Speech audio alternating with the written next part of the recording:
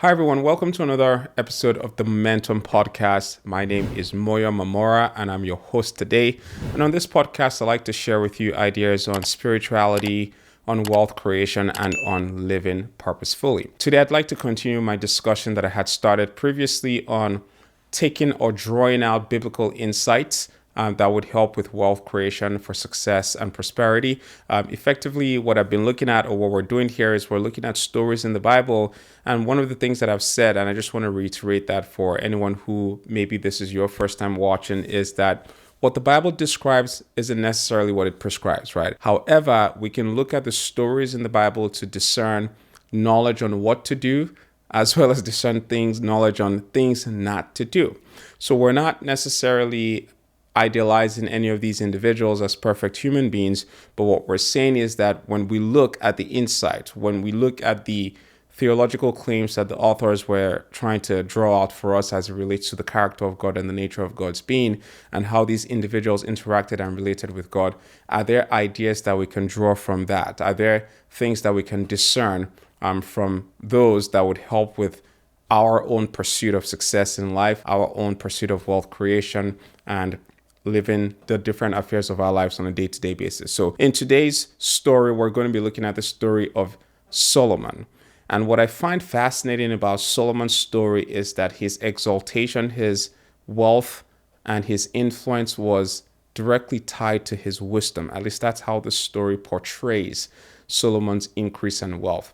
And in essence, what I draw from that is that your level of increase, your level of influence as well, can also be associated with wisdom. In 1 Kings chapter 3, the Bible tells the story about how David had handed over the reins of the kingdom to Solomon. And it tells us that Solomon loved Yahweh. And I think that that's the very first thought here. To think about what it means to love Yahweh is this whole thought that the Bible tells us, if you look through, it talks about how Jesus put it this way: if you love me, then you would obey my commandments. To love the Lord your God with all your heart, with all your soul, with all your mind, is also to be is to pledge your allegiance to him, is to seek to do that which pleases him. It's to be obedient to his ways, to try to do things in a way and in a manner that elevates and honors the nature and the character of God himself. So Solomon loved Yahweh with all his heart. So it means that he wanted to do things in a way that pleased God. He wanted to do things in a way that ultimately appealed to what God would like. Now, what the Bible then says was that he had been making all these sacrifices, these burnt offerings. Now, the whole idea of the burnt offerings, it's a way of fellowshipping unto God. It's a way of surrendering unto God, but it's a way of drawing intimately close into the presence of God. And while he was doing this, he sacrificed 1,000 burnt offerings, right? Which was more than what anyone had done up until this point in the biblical story. And God shows up on the scene and says, look, man, you surely did get my attention. So tell me, what is it that you actually want? And what the Bible then tells us is that Solomon looked and responded to God and said to him that, look, just give me wisdom so that I can lead your people effectively. I want to lead them with wisdom and with skill. And what God then looked at him and said to him was that, look, because you haven't asked for the life of your enemies, you haven't asked for riches, you haven't asked for battle victories, and so on and so forth, I would give you the the wisdom that you have asked for, along with all these other things. I would elevate you, I would differentiate you, and so on and so forth. And God did that for him. So we see here that Solomon loved the Lord, committed to the ways of God, committed to pleasing God, but then he asked for wisdom to lead and to guide God's people, effectively tying his request to the heart of what God ultimately desired, because God had desired to be the king of this people up until this point. Now, as we think about this a little further, wisdom. What's wisdom? Wisdom is about your ability to discern differences. It's your ability to be able to judge rightly in situations. It's understanding nuances and being able to really look through a nuance and make the right decision in the gray. If you look at biblical stories, what I remember most vividly is the story of in the book of Exodus, when the Bible tells us that God had called for these artisans to make the crafts and to build the tabernacle. It talks about Bezalel, and it tells us that Bezalel was filled with the Spirit of God in all wisdom and skillfulness to be able to perform artistic works. So in essence, the biblical authors are connecting wisdom with this idea of an artisanal skill, for you to be skillful in the handling of a craft or in the use of knowledge. And that's ultimately what wisdom is all about, is that I can know about certain things, but then my ability to apply that skillfully in the affairs of life in different situations that I'm a part of, that's what wisdom ultimately is about. So the very, very first principle, as we see here, is the love for God. It's a desire after the things of God. But the second is wisdom and insight. And that was what made the difference for Solomon. Wisdom is also a form of capital. See, because what happens here is that because of the wisdom that Solomon had, the scripture tells us that there were many people who came from far and wide, and they came so that they could benefit and learn from Solomon. So his wisdom was attractive. His wisdom manifest itself in the form of excellence. So all these different kings that were in the neighboring territories around him actually came so they could learn from him because his wisdom attracted them. But obviously, he wasn't dishing out this wisdom for free. There were certain aspects of it that he was dishing out for free, because the Bible tells us that he wrote thousands or tens of thousands of poems. He wrote, tens of thousands of literature on studying on different things that he had studied. But because he had committed himself to continuous learning and continuous development, when it came to being able to understand the nuances and the differences, they came to him, and definitely Solomon would have charged big money for those insights that he has. Now, what is that? How does that apply to you and I today? When I look at whatever field it is that you're in, for you to be skillful in the handling of the knowledge that you have, it means that you have to accumulate that knowledge and then apply that knowledge for yourself first of all. So because if you think about this from the perspective of an artist, right? Maybe you're trying to make a pot. Now, you studied how the clay, you're going to manipulate the clay. You're going to have to add a little bit of water. You're going to knead it. You're going to do all these different things. But then the first time you do it, maybe you're not making the best pot. As a matter of fact, there's a study that I heard about. I forget what the context was, but I know there's a study where there were people who were told to make one perfect pot. And then there was another set of people who were told, just make as many pots as you can make in a certain time period. And what they found was that the group who was told to make as many pots actually made the objectively higher quality and better pot compared to the people or the group that was tasked with just making this one very good, perfect pot. And what that tells me is this, is the people who had the repetition in the space of just doing over and over and over and over and over and again, those people actually got more skillful in their ability to exercise the knowledge of pot making and pottery. So that tells me something, that if I'm in a field, it's one thing to accumulate knowledge, right? But I'm not just like accumulating knowledge so I could just go out and make the perfect decision. But as I get knowledge, I'm taking what I learn and I'm also applying that knowledge in different situations immediately. See, because knowledge is most useful and wisdom is made manifest when there is a problem that I have to apply myself towards based off of what I know. And that is something that is groundbreaking. It makes a huge difference. So yes, in whatever field it is that I'm in, I'm accumulating knowledge, but as I accumulate that knowledge, I'm applying that knowledge, applying that knowledge as quickly as possible, because the more repetitions I get, I do it 1,000 times over and over and over again, faster than the next person out there in my field, but I just keep doing it over and over and over and over again. What then happens is I will get to a place where I then become extremely skillful, and that's the place of wisdom. And I get to make the best situation or to create the best outcome because of the wisdom that I have. So wisdom is also very based off of this, very tied to excellence and beauty. It's a form of capital. It's attractive, right? Because people came from far and wide so they could learn from Solomon. The other thing that we see about Solomon's wisdom is the Bible tells us that there was peace all around. And in fact, there was such economic prosperity where silver was like dust and gold all around. Now, The reason why that could be so was that wisdom must have helped him in preserving relationships. That wisdom must have helped him in how he crafted his national policies, right? Or kingdom policies, and how he interacted with the neighboring nations that were around him, and so on and so forth. That wisdom would have been relevant in doing that. So there is a skill in relationship building. There is a skill in nurturing relationships as well. So that wisdom would have been helpful for him in doing all of that. How do you nurture the right relationships in your life? How do you understand which ones are draining? How do you understand which ones are beneficial, right? And when I talk about relationships here, it's not really just about what you can take from people, because oftentimes when you think about relationships and we talk about it in this context, people always think about it from the perspective of, oh yeah, let me network with that person because that person could be beneficial in my life. No.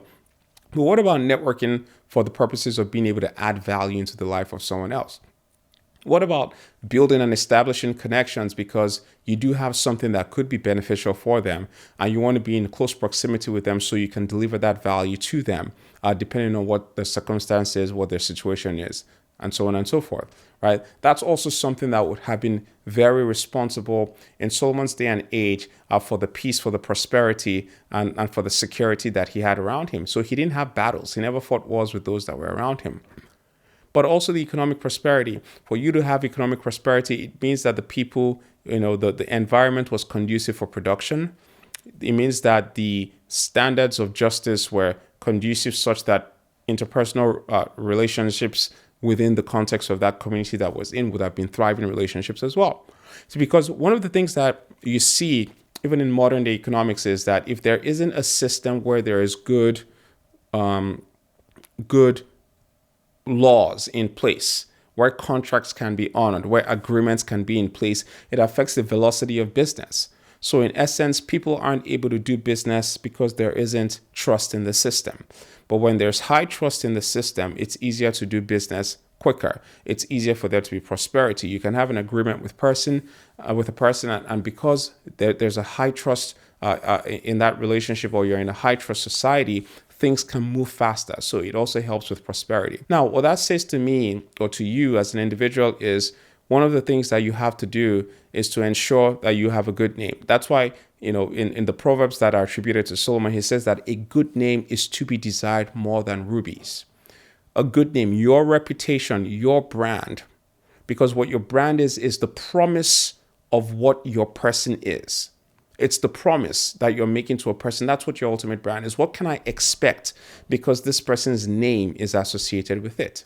So a good name is very valuable. And it says it's to be chosen before you choose rubies, before you choose diamond, before you choose gold, and so on and so forth. That is preferred. Now, you have to then ensure that you are building a reputation of honesty, building a reputation of integrity, because that is a difference maker for you. That would help with your wealth creation. That would help with your business interactions. That would help with you being able to make progress in life and for you to be successful in life as well, because you've developed a good name. You've developed a brand. You've developed a reputation that's associated with you, that's one of integrity. So think about it this way. If there are 5 things that you want people to use as words to describe you when you're not in the room, you have to start making sure, number 1, you are building those core values into yourself. But then number 2, you're then communicating it as a promise to everyone that you interact with. And that's ultimately how you build a brand. So you're saying, I want to be a person who is always on time. I want to be a person who delivers good quality. I want to be a person who is seen as dependable. So you have to use all these words when you're describing yourself, when you're interacting with people, you do that. But then also when you're all by yourself, you have to affirm these as well and say, you know what? I'm a person of integrity. I'm a person who's always on time. I'm a person that delivers excellence. I'm a person that keeps my word. And you say that to yourself over and over and over and over and over again, because those then become your core values and become the standards by which you operate, whether there's someone who's watching or there's no one who's watching. That's ultimately what your brand is all about. And the other thing that we see in the story of Solomon is that the Queen of Sheba, the Bible tells us, is that she came around. She had heard about Solomon's fame, and she had come around and she had seen the organization of his household, the organization of his servants, of his palace, and so on and so forth. And she was like, man, the Bible tells us that she saw all of that and she was overwhelmed. And she came with great gifts for him. Why? Because his wisdom was excellent. His wisdom was attractive. And the scripture also tells us that Solomon had also established trade routes, to exchange and to trade goods and so on and so forth. That means he was a person who understood systems. By his wisdom, he could build systems, because there's a lot of logistics that goes into being able to bring all the different setters, or to bring all the different equipment that he needed for his building projects. So he established those trade routes. He had systems in place for people who would be responsible for production, moving things from point A to point B, ensuring that there is security in different places, there's production in different places of the territories that he was overseeing. These are systems, these are processes. It's for you to think very carefully about all the things that matter in your life, all the things that would help perpetuate what it is that you're ultimately trying to achieve, and start asking yourself the question, how do I work towards these things? How do I put processes in place? How do I empower the people to ensure that they're doing the things that they need to do, to just ensure that the wheels are turning and the machine's working? And that happens by wisdom. So you can't just take a cookie cutter approach and then apply it in your situation. Wisdom means that you're able to understand in your context what's required in your context. Even though what I'm doing might be very similar to this other person, but wisdom is being able to understand the nuances and the differences, and then skillfully adapt those processes for my own situation, for my own context, for the people or the audience that I'm trying to reach, for example, in this particular situation. That's what wisdom is all about. And that's exactly what Solomon had, right? That he was able to use to establish all these different trade routes. But he also built institutions, right? He also built infrastructure as well. So it's one thing to have the systems, the processes, but it's also another thing to be able to build the infrastructure. He built his temple, he built his house, he had multiple building projects, the scripture tells us, all around town.